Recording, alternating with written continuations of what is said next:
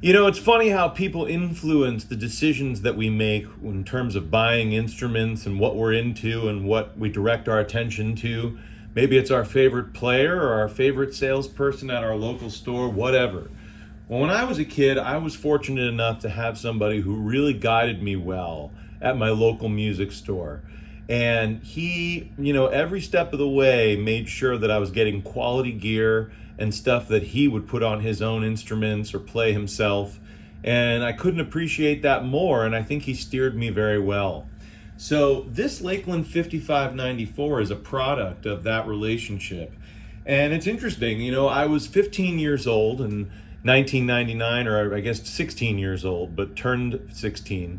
But going into that year, it was becoming clear that I was becoming a serious bass player and that I should probably have a very nice instrument. And at that point, I already had decent instruments. I was playing a Yamaha RBX 5-string, like a $500, $600 bass, and it sounded great. It played great, but I really wanted something even nicer. So I was very fortunate, and my grandparents, I believe, helped me buy this bass. And I want to say that it was about $2,600, maybe a little more, like $2,650 in 1999. And I know they go for about $4,800 or $5,000 now. So actually pretty good exchange in that regard. The 1999 price was very pricey for that time, and I had never owned an instrument that nice. So I was very spoiled to get it. But I remember when I got it, it's funny, I tell this story, Jeff, the guy who helped me get it, he said, for you, Chad, I would either get the Sadowski, and I think he meant the Modern 24, which was very popular in the 90s, or I would get the Lakland. And when you said the Lakland, you meant this, or the 4-string equivalent at that time. This was really it. I know they later went on to make all their jazz basses, PJs, and other interesting instruments, but in the beginning, it really was the 4494 and the 5594 that put them on the map. But yeah, he said, Chad, get the Lakland. And it's funny because I didn't even know certain things, like that the Lakland was a 35-inch scale bass and that the Sadowski was a 34-inch scale. And it turns out that I actually love 34-inch scale. It may be luck, but like Leo's original 34-inch scale, if that was who designed it that length, my hand just kind of like goes right to the G position naturally in its normal, like sort of straight on in a 34, and on a 35 I have to sort of, you can see, sort of reach more, and as I get to the F, I'm not really in a very comfortable position. And it's interesting because, a lot of guys play 35-inch scales, MTDs are 35-inch scale, a lot of other basses that are very popular are. I don't have anything against it, but if I had known back then, it would have been a consideration. I guess that's all there is to it. And I'm going to tell you that the B string on this bass, the one that came with it that Lakeland still does, it's a through body articulated or, a taper core B string that's just the right length, and it's made by GHS, I believe, for them. That B string was awesome, but I think it has a lot to do with the string. But the B string itself on this bass, like in general, is no better than the 34-inch B string on the Sadowskis that I play, or on the Sadowski I've won 5-string. And, it's actually better on the Sadowski. And I've heard some secret sauce type stuff about what Sadowski does to make that B string so tight and feel so good and sound so good. And I can't reveal that apparently. But, I don't want to be killed. I'm just joking. But, no, this bass, 35-inch scale, doesn't really do anything, in my opinion, to add to the sustain or the clarity of the B string. That's my opinion. Other Lakeland people are going to be all up in arms about that. I think it's interesting when Sheldon Dingwall talks about when he was looking for the perfect scale for a B string to really sing, he found it around 37 inches. He didn't find it at 35 inches. He didn't find it at 34 inches. So I don't know how those two things really matter that much. Roger Sadowski's always said that up in the 12th through 16th frets of the G and D string, like this region, let me see if I have tone. I should have tone. No, not operating. All right, but in this, I've never had a problem with this range on this bass, but I think Roger was trying to say it thins out relative to 34-inch scale in this range. I don't really know. It sounds great to me, and I don't notice a big difference. I actually saw Scott and Ian talking on SBL about how in this range, a short scale bass actually retains more low end and fatness, and I think that's true. I don't know. I guess maybe the longer the scale, the less it does, but 34 or 35, I can't really tell that much of a difference, but I believe it. It might be right. So anyways, yeah, it's something worth mentioning. But I bought this bass, and it's been with me for 26 years. And it's been with me through a lot. And it's been with me through a lot of conditions. It's been with me through a lot of periods in my life where I treated it like gold. There were periods where I treated it like trash. You know, where I just wasn't gigging. I wasn't doing a whole lot. And I just had it in the living room resting up against the amp. So some of the dings and scratches on this thing were caused by that, just like me being careless with it. And I'm really embarrassed about it.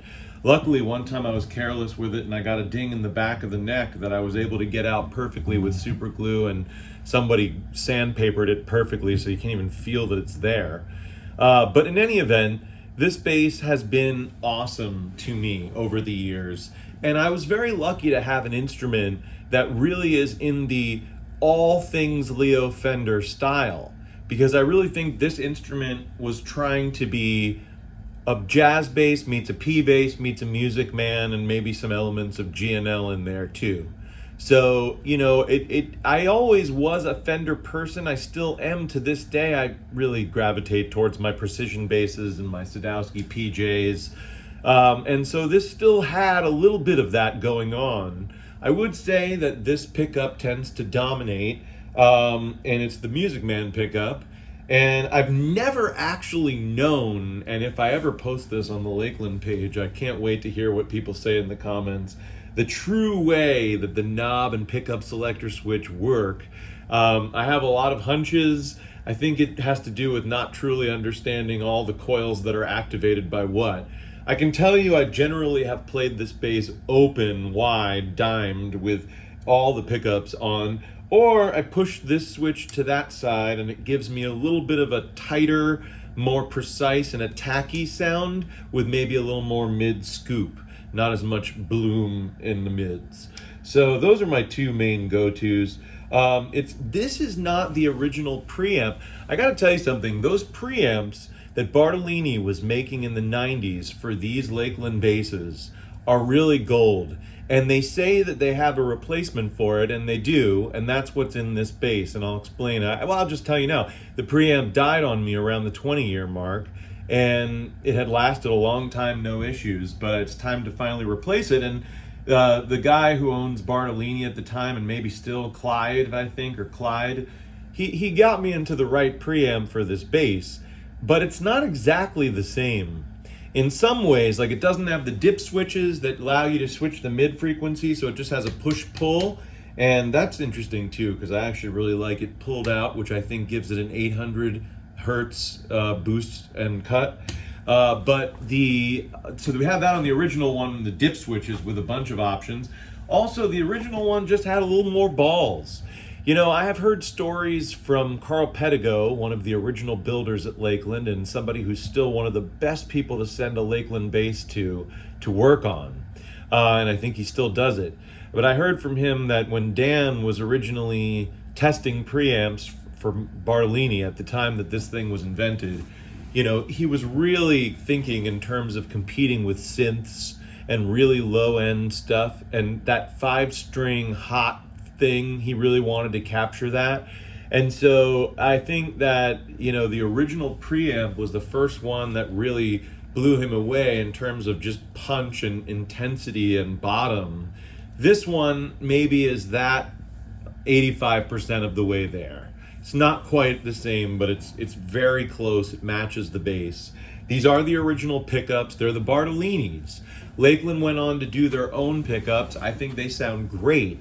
They sound a little more single coil-ish to me when I listen to it, but I might be wrong, and maybe you feel they sound totally different. But they're definitely different than the Bartolinis. I love the fact that to this day, Lakeland will make you one of these or any of their basses pretty much custom ordered easily if you call them or email them with any kind of configuration you want. You can get Aguilar pickups and put them in there. Bartolini's, they've done one for me like that I wound up selling, or their own proprietary stuff. I don't know, maybe the next one I did, if I ever did one with them, I would do it with proprietary stuff because I think their pickups and their electronics are pretty badass. So I've got good things to say about that.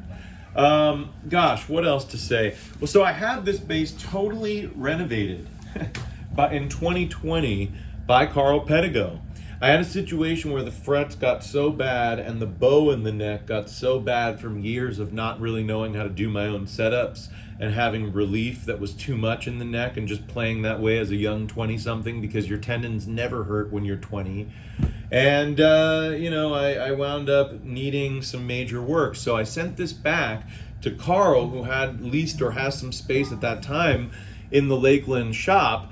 And he did a total refret, a retrue of the fingerboard, and really got the neck feeling and playing really nice.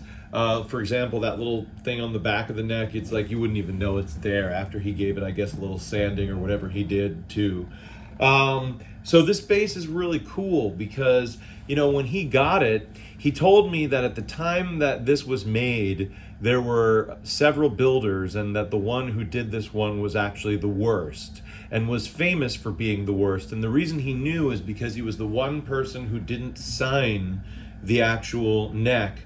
They all signed the neck or maybe the pocket. I don't know what part they signed at that time with something that would indicate who they are.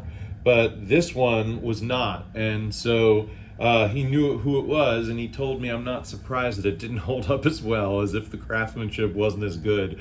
Although it still gave me 20 killer years of playing, so I don't know. The craftsmanship was pretty good anyway. But Carl's touch on this, the nut is cut so beautifully that he did for me. The fretwork. It's worth mentioning that Lakeland's, I believe they use mandolin fret wire. Leland Sklar swears by that stuff. And I can understand why.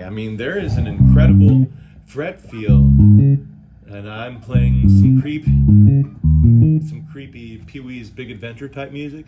No, but the fret feel on this is really exceptional. And I remember when I last spoke to the owners or whoever is currently in charge over at Lakeland a few years back, they said, you can say what you want about our guitars and basses and say something else is better or as good. But he's like, I'll stand by our fretwork and our frets with anyone out there and say it's as good as anything. And I got to agree. And to have Carl do these ones over, they're perfect. They really are. It plays perfectly since I got it back. And it's nice to be able to have this neck really be quite straight compared to what it used to be. It's worth mentioning, this particular neck has a piece of wood, maybe because I played it so much early in its life or all its life in very high humidity Florida and New Orleans and places like that outdoors. But this neck has a tendency to move more than others with fluctuations in humidity. If there's reinforcement in this neck, which I believe there is, it still moves like there isn't when it really is affected. Seasonal changes, outdoor gigs, really humid, really dry, stuff like that, you might get some movement in this neck. Easy adjustments, but still, it's always done that, and that's why I got that huge front bow after years of just sort of playing it like that when I shouldn't have been, and wouldn't do that now. Gosh, what else? I love 22 frets. I think 20 frets is great, 21 frets is great, 22 frets is also great. Anything more than that, I don't like.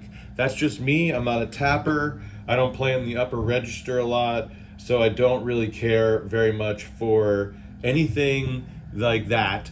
But I do care for 22 or less. So 22, this is my longest scale bass that I have in terms of, it is 2 for 35 inch, but it is in terms of number of frets. And that's why, I have a video somewhere deep years back of me playing like a Daft Punk song, and I went up into the upper register, and well, it's on this bass, not on my 34-inch scale 20 fretters. So anyways, that's cool. The bridge on these basses is really solid, really cool. I've always felt with Lakelands that you should string through the body only up to the E string and the bridge, and through the bridge on the B string, unless you've got their proprietary strings or a string with a tapered B string that makes it to the saddle, then maybe go through the body. But I've always gotten better sustain and resonance and intonation by putting the B string through the bridge. And the other strings, it can go either way, but I like putting them through the body because that's how they designed it with this particular bass. So I figured do it, and I like the way that they tapered, the holes for the through body sort of follow the angle of the bridge saddles, and that makes it so you don't get any extreme break angles, and I definitely really, really appreciate that. It is a boost and cut preamp, both the mids. It's funny, I always quote Roger Sadowski, but I really like the guy and I like what he has to say. And, he always said a mid boost, especially certain frequencies, sounds better to you on stage, but it doesn't really sound better in the mix. I think I've basically found that to be the case. The only time I really rock this mid knob as a boost harder, is where I'm on a stage where I'm struggling to hear myself for the night. So if that's happening, I will always put hearing myself before whatever the front of house guy is going to be doing with my bass. I need to be able to hear myself well. In a dense mix, the mid will help a lot if you boost it, but I don't think in a mix it ever helped. And if I'm in the studio with this bass, I usually leave it right around flat. I don't usually cut it much. Bass, I usually leave around flat or slightly boosted. I think it gives it a little bit more bottom. And treble, I leave flat or tiny bit boosted to give it a little more top. Worth mentioning. Battery lasts a long time. It's 9-volt, clean electronics, but if this was redone, so if I opened it up for you, it wouldn't even be the original one. I'll tell you, I would probably buy one of those original preamps and have it put in here if I wanted this thing to just be exactly the way it always was. But again, it's still killer. The B string is super tight. This bass just sounds great.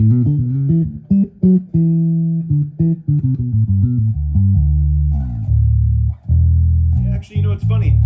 When the B is strung through the bridge and, properly intonated and set up, it sounds awesome. So it is a really nice B string on this bass, and I didn't, when I got a 4494, I didn't like it as much, and I'm a 4-string player, but this bass, it's like it was designed to be this 5-string.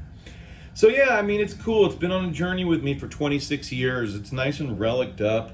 This is real natural relicking. I'm looking at it. There's some, buckle rash and all this stuff in random places on the back. Lots of little dings and scratches all around the edges and contours of the body, and on the edge of the neck, and on the headstock and whatnot. And I gotta tell you, there's something to be said about that, right? Because at the end of the day, I treated this instrument a little bit rough for how nice it is. And it's another thing I like to talk about from a philosophical perspective. If you've made it this long in the video, it says something special about the fact that I was rough with this instrument. Now, 26 years later, this instrument, if you inherited this or if you bought this, you'd say, wow, this is a vintage instrument that's been played. This thing's been played. This thing's gonna sound good, right? And that's the truth. That really is. And I don't know, man, if I had kept it pristine in its case all those years, it wouldn't have had the character that it has. This thing has been out in the New Orleans air, the Vancouver air, the Philadelphia air, the South Florida air, and all over Florida and Georgia air, and Texas. This thing has a lot of love and a lot of life in it. And that's my 5594. That's my wife bass. And sort of a review of the instrument a little bit. No playing much. This is about talking, but in just a review of my experience with it. But it's been something special. I have someone special that I want it to go to one day, but for now, I hope to have many more years with it, and I hope it lives a long life beyond me. So here's to hoping. Have a good day.